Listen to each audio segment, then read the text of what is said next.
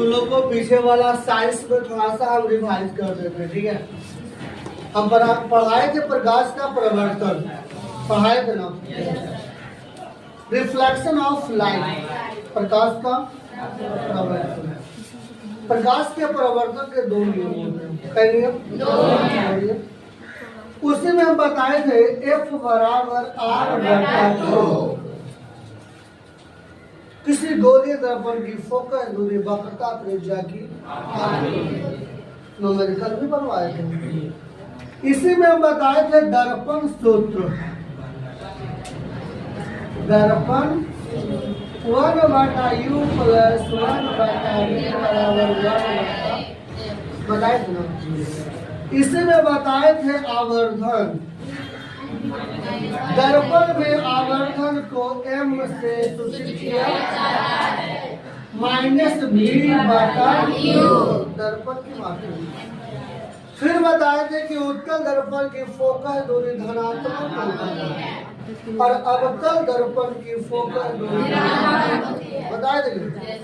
फिर उसी में बताए थे कि दर्पण की सभी दूरियां ध्रुव से मापी जाती है। दर्पण में एक फोकस होता है, ये सारा बात बताया।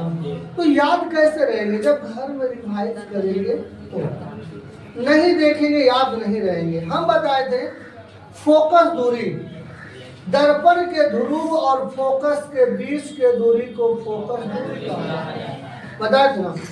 फिर बताए थे वक्रता त्रिज्या, दर्पण के ध्रुव और वक्रता केंद्र के बीच के दूरी को वक्रता त्रिज्या कहा जाता है और वक्रता त्रिज्या को कैपिटल R से सूचित किया जाता है। ये सारा बात हम बताए थे, बताए थे कि नहीं बताए थे?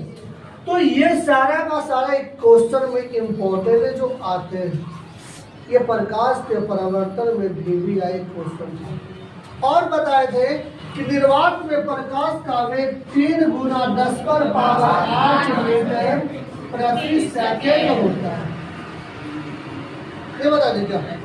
अच्छा, प्रकाश एक रंग है,